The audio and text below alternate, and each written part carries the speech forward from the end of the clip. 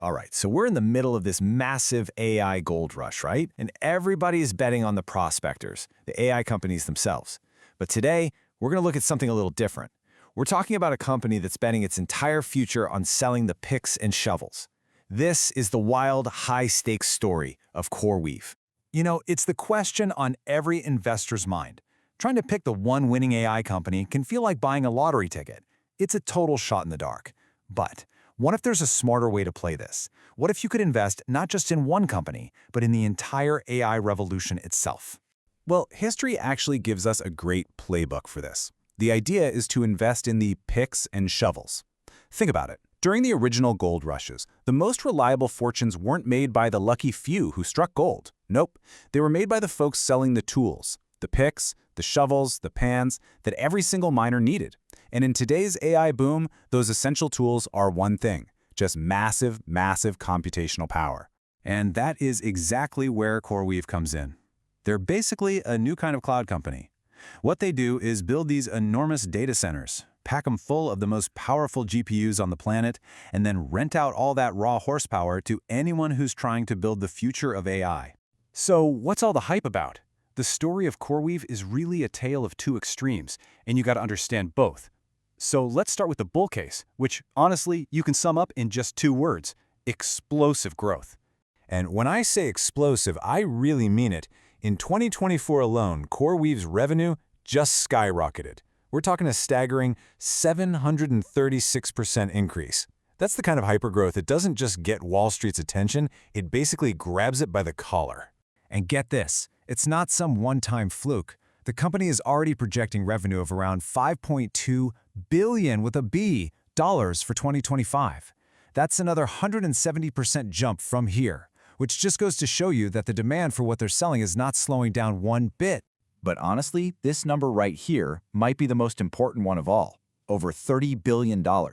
Now, that's not a forecast or a guess. That's the value of contracts they have already signed. It's a locked-in multi-year pipeline of demand, basically securing their revenue for years to come. So you take all of that together, and it leads to this really powerful conclusion from the source analysis, which says, and I'm quoting here, among its category, no other standalone company matches CoreWeave's combination of revenue, growth, and backlog. I mean, they're not just a player in the market, they're basically in a league of their own. Okay. That growth story it's almost hard to believe, right? But like with any gold rush, there are always dangers. And when you start to pop the hood and look at CoreWeave's financials, you start to see some really serious red flags. This slide really gets to the heart of the whole puzzle with CoreWeave. On the one hand, you've got these incredible gross margins, nearly 74%. I mean, they have amazing pricing power. But on the other hand, the company is just burning through cash. The bottom line is deeply negative. So the big question is, where is all that money going? Well, the source report gives CoreWeave a full financial health check. And let's just say it's not a good report card. They get a D for profitability, a C- for liquidity, and a D+ for solvency. Look, these aren't just bad grades. These are blinking red warning lights that the company is under some serious financial strain. So where is all that strain coming from? It's coming from right here. To build this empire at lightning speed, CoreWeave has taken on a literal mountain of debt. It jumped from $1.5 billion to over $8 billion in a single year. That's not just growth anymore. That's an absolutely enormous financial gamble. Okay, so here's the billion-dollar question, right? You've got this jaw-dropping growth on one side and this mountain of high-risk debt on the other.